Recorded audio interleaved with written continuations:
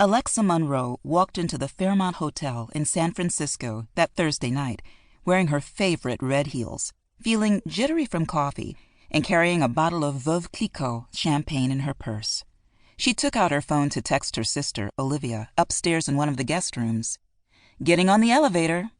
It was always good to give Olivia a little more advanced warning than most people. It didn't matter that Olivia had just made partner at her New York law firm. Some things didn't change. "Oh no, was just about to get in the shower."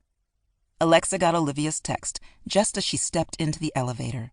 She laughed out loud as she pushed the number of her sister's floor, the laughter calming her nerves. Alexa couldn't wait to celebrate with her older sister, maybe because their relationship was still tricky after all these years. The elevator glided in the air, in that smooth, noiseless way elevators in expensive hotels do, while Alexa checked her purse for the third time to make sure she'd tossed the fancy crackers and brie in there. They would need a pre-dinner snack to soak up all of that champagne, after all. She wished she'd found the time to make brownies the night before. Olivia loved her brownies. She spied the cheese and crackers in the corner of her purse, tucked away from the heavy champagne bottle. Just then, the elevator stopped with a jerk. A second later, the lights went out. "What's going on?" she said out loud to herself. A few seconds later, a dim light came on, but the elevator stayed motionless. She looked up and around and jumped to see a man with a suitcase in the opposite corner of the elevator. "Were you here this whole time?" she asked. "What am I, a genie?" He grinned back at her. "I guess you don't really look like a genie." He was a tall, white guy with tanned skin, rumpled dark brown hair, and about a day's worth of scruff where a beard would be. She had a sudden urge to rub her hand on his cheek to see how prickly it was. How exactly had she missed seeing this man get on the elevator with her? "Thank you, I think, but isn't that what a genie would say?" he asked. "You're not claustrophobic, are you?" I don't think so. Why, were you going to bust us out of here with your genie powers if I said I was?" He laughed.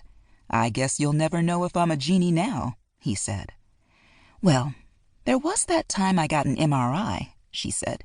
"Being inside that tiny machine wasn't much fun. Maybe I am claustrophobic. Sorry, you already lost your chance to see my powers."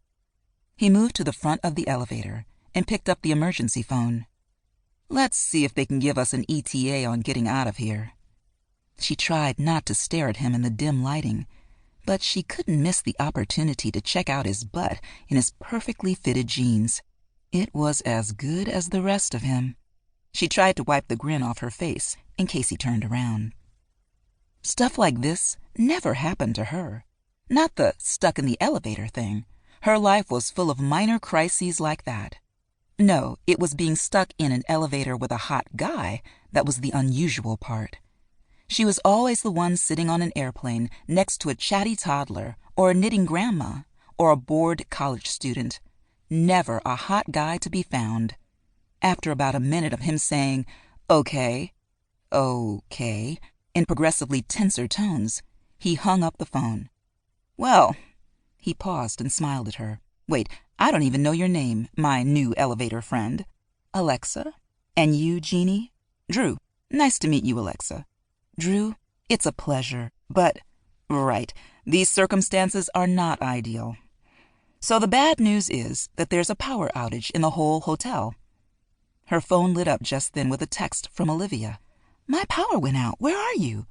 "Ah, yes, I was just alerted to that." Alexa held her phone up before she texted Olivia back. "Whole hotel. I'm stuck in the elevator." "At least that means they were telling the truth," Drew said. "The good news, or so they tell me, is that they have generators, so the elevators should start moving shortly." She slid down to the floor, placing her purse gently beside her. It would be a tragedy to break that champagne bottle. "We might as well wait in comfort," she said. Her favorite red heels were relatively comfortable for the first 5 hours, but she'd been wearing them for 9+. He shrugged off his leather jacket, gifting her a glimpse of his stomach muscles as his gray T-shirt shifted. Hot, funny guy who occasionally flashed his abs. Was it her birthday? "So, are you a guest here, Drew? Where are you coming from?" She asked him so she wouldn't stare. "Just flew in from L.A. And you?" He sat down next to her. "Oh, I live here. Well, over in Berkeley, anyway. I'm just in the hotel visiting someone." He glanced at her phone, her shoes, and back up at her. "A pretty special someone with those shoes on, and all of that smiling you were doing when you didn't even notice someone else got on the elevator with you." "A very special someone," she said, and his grin got wider. "Wait, no, not that kind of special someone. My older sister.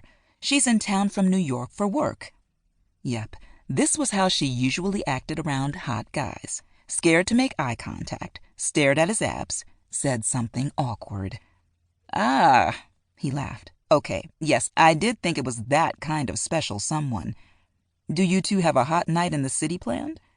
She crossed her legs and adjusted her black wrap dress so she didn't accidentally flash her underwear at this dude on top of everything else. "Sort of.